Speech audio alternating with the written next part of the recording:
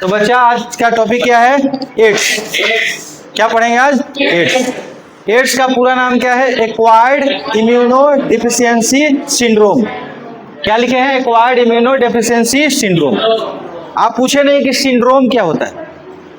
अब जिसे ads patient होता है उसमें टीबी, निमोनिया, टाइफाइड मतलब बहुत सारा बीमारी होता है, डिजीज होता है। तो groups of many disease called syndrome, है ना। इसके बीमारी के नाम में ही बहुत कुछ स्पष्ट हो जाता है। जैसे एक्वायर्ड मतलब प्राप्त करने वाला, जन्मजात बीमारी नहीं है। एक्वायर्ड इम्यूनो डेफिशिएंसी मतलब इम्यून सिस्टम क्या हो जाता है? वीक हो जाता है। और सिंड्रोम मतलब ग्रुप्स ऑफ मैनी डिजीज, है ना। चलिए अब देखते हैं पैथोजन ऑफ एड्स क्या है? HIV। क्या है? HIV। HIV का पूरा नाम human immuno deficiency virus, retro virus भी बोलते हैं। ये क्या है? रेट्रो वायरस है। It is a retro virus. Genetic material इसका होता है SsRNA, identical molecules of single stranded RNA। ठीक है। दूसरा है, ये फिगर बनाया वायरस का, देखिए इधर, इसमें देखिएगा सिंगल स्ट्रैंडेड RNA रेड सा बनाए हैं। ठीक है, दो वो है लेकिन सिंगल सिंगल है। ठीक है, उसके नीचे रिवर्स ट्रांसक्रिप्टेज एंजाइम है। क्या है? Reverse transcriptase enzyme. ठीक। अब बाहर में देखिएगा तो एक लेयर होगा फोस्फोलिपिड बाइलेयर, फोस्फोलिपिड का बाइलेयर है ना। ठीक है। अब ये देखिए, अब फोस्फोलिपिड बाइलेयर है। अब उसके देखिए ऊपर लिखा है GP120 GP41, NCERT में नहीं है। ठीक है, लेकिन समझने के लिए बताते हैं। GP120, GP मतलब होता है ग्लाइकोप्रोटीन। क्या है? ग्लाइकोप्रोटीन। अब ये GP120 जो है CD4 रिसेप्टर से अटैच हो जाता है। अब CD4 रिसेप्टर कहाँ होता है? T helper cell. आपको पता है टी हेल्पर सेल हमारे बॉडी में होता है। टी लिम्फोसाइट 4 गो होता है नहीं, T helper, T killer, T memory और सप्रेसर। तो टी हेल्पर सेल को से चिपक जाता है। ठीक है। अब इसके अंदर जो RNA होता है, जेनेटिक मटेरियल, उसके बाहर प्रोटीन कोट होता है ना। प्रोटीन कोट होता है। ठीक है, एक अंदर वाला एक बाहर वाला। ठीक है, अब ये समझ में आ गया। अब मेन पढ़ते हैं कि mode of action of HIV कैसे बॉडी, जैसे मलेरिया होता है तो नहीं बोले थे कि जो एनोफेलिस होता है काटा, अपना ब्लड किस में मिक्स किया, सलाइवा किस में मिक्स किया? ब्लड में। और ब्लड से स्पोरोजोइट डायरेक्टली कूदते हुए सीधे लिवर के पास गया।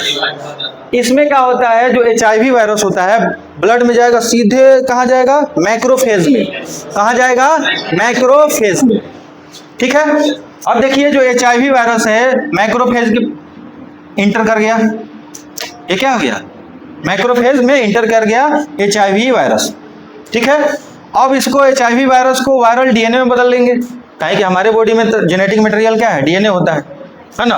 क्योंकि इसके होस्ट DNA के पास चिपकना है, तो ध्यान से देखते रहिएगा। वायरल RNA को वायरल DNA में बदलना है तो रिवर्स ट्रांसक्रिप्टेज एंजाइम आता है। जैसे आप देखिएगा DNA से RNA बनता है, उसको क्या बोलते हैं? ट्रांसक्रिप्शन। DNA से DNA बनता है, उसको रेप्लिकेशन बोलते हैं। DNA से RNA बनना है, उसको क्या बोलते हैं? ट्रांसक्रिप्शन। RNA से प्रोटीन बनता है, उसको ट्रांसलेशन, सेंट्रल डोग्मा बोलते हैं इसको। ठीक है, पढ़ना है। तो DNA से RNA बना, ट्रांसक्रिप्शन। अब रिवर्स में जाएंगे ना, पीछे गाड़ी रिवर्स होता है तो पीछे जाता है ना, तो रिवर्स में जा रहा है, RNA से DNA बन रहा है। देखो RNA से DNA, ये क्या है? RNA है ना, वायरल RNA। ये क्या है? Viral RNA। वायरल RNA से क्या बन रहा है? DNA। और वायरल RNA से DNA बनाना है तो RNA से DNA इधर जाना है। अब तो क्या बोलेंगे? Reverse transcriptase enzyme. आपको बोले थे कि एज लगा हो कहीं भी, कार्बोहाइड्रेज, प्रोटीएज, डीएनएज, न्यूक्लिएज, एज लगा मतलब एंजाइम है। एज मतलब एंजाइम है। तो रिवर्स ट्रांसक्रिप्टेज एंजाइम क्या करता है? वायरल RNA को वायरल DNA में कन्वर्ट कर देता है। ठीक है। अब वायरल DNA जो होता है, जो होस्ट, जिसे मैक्रोफेज है, एक तरह सेल ही तो है, और सेल के अंदर होगा DNA होगा ही, न्यूक्लियस है, DNA होगा, यूकेरियोटिक है। ठीक है। अब क्या हुआ? अब होस्ट DNA के साथ क्या हो गया? वायरल DNA क्या हो गया? चिपक गया। कैसे?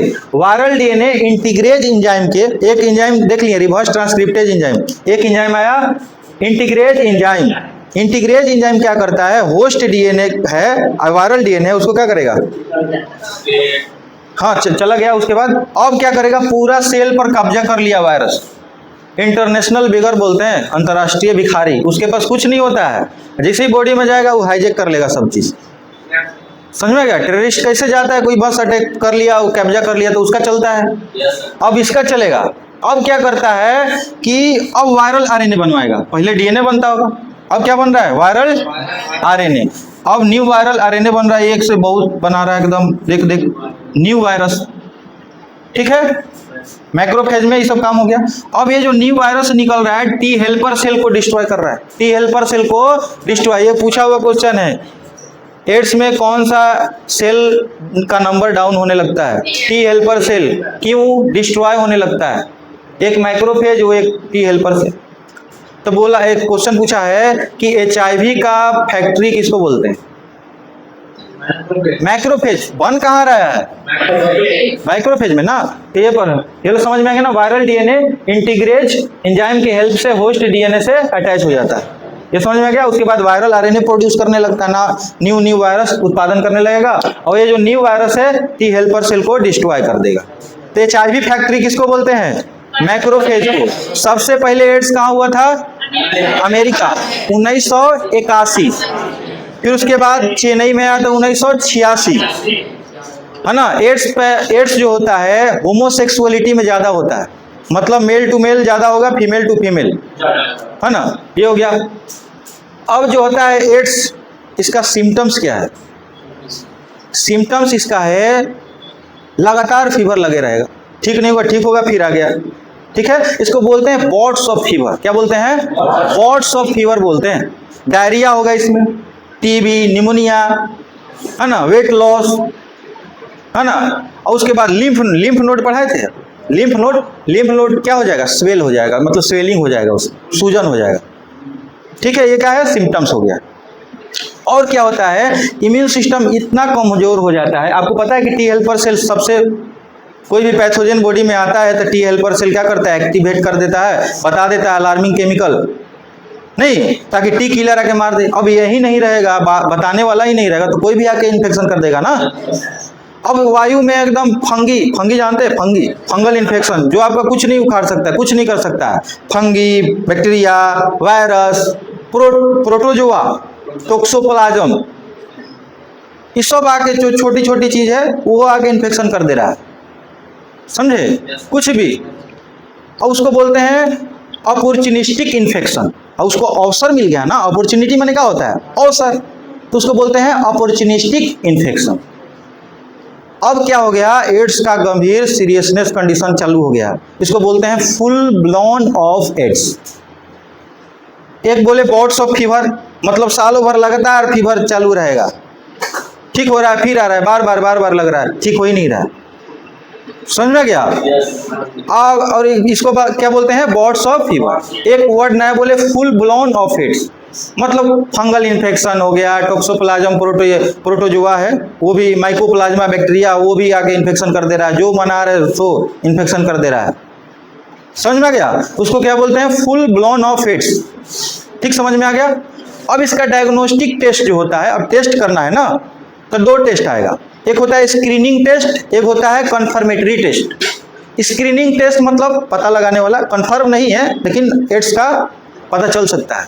अब वेस्टर्न ब्लॉट होता है कन्फर्मेटरी टेस्ट, एक होता है आपको एनसीईआरटी में लिखा हुआ है एलिसा, पूछता है इसके बारे में, एलिसा के बारे में क्या बोले हम, टेस्ट का नाम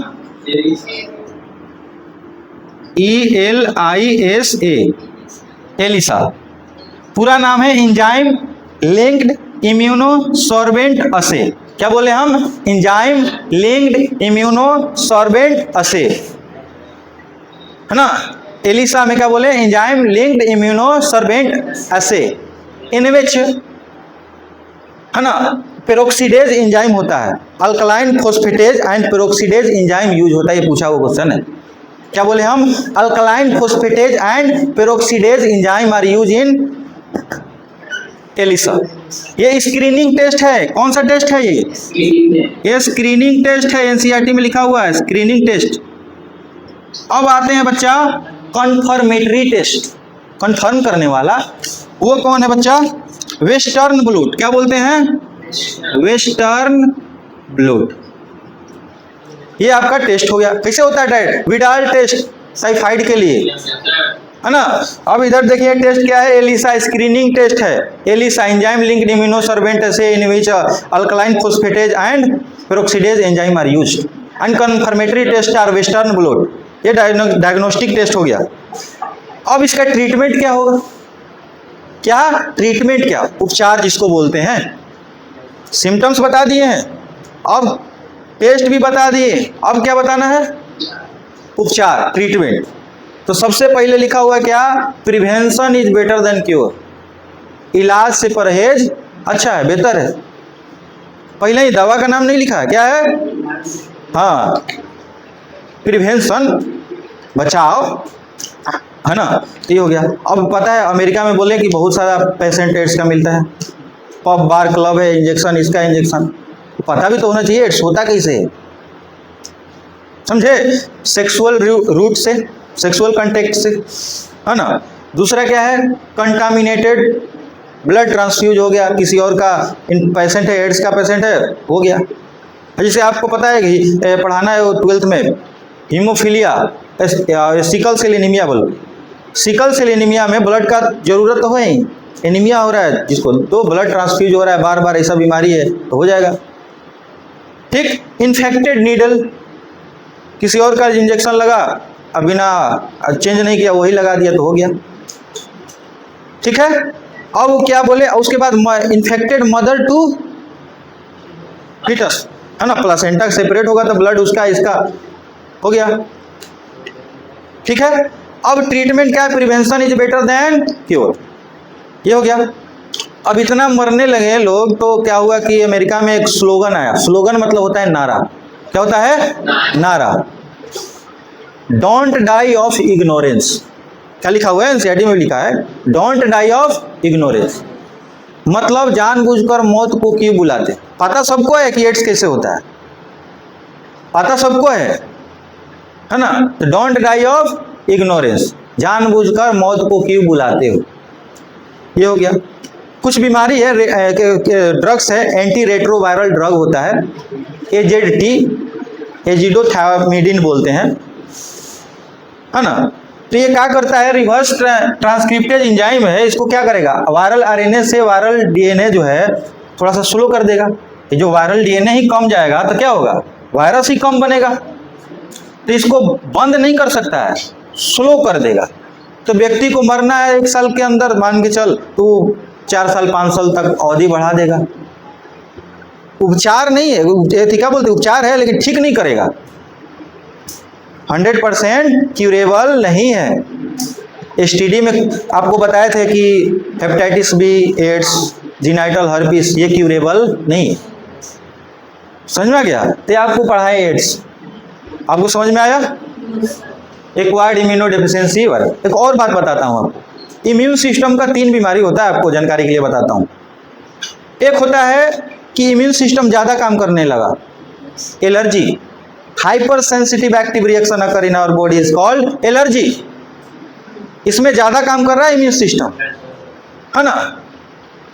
और देखिए दूसरा क्या है, एलर्जी से भी मौत होता है, पता है ना, है ना। पेनिसिलिन का इंजेक्शन चढ़ा रहा है, पता चला एलर्जी हो गया, एनाफाइलेक्टिक शॉक बोलते हैं उसको, डेथ हो जाता है, एलर्जी हो गया। इसमें इम्यून सिस्टम ज़्यादा काम कर रहा है। एक बीच में आता है और एक है ऑटो इम्यून डिसऑर्डर, मतलब हमारे बॉडी का सेल खुद के सेल को डिफ्रेंशिएट नहीं कर पा रहा है, विभेद नहीं कर पा रहा है, autoimmune disorder, myasthenia gravis, rheumatoid arthritis, vitiligo, psoriasis, Hashimoto disease, ये सब बीमारी है इसके अंदर। ठीक है। नेक्स्ट आइए बताते हैं आपको, एक आ गया का इम्यूनो डेफिशिएंसी।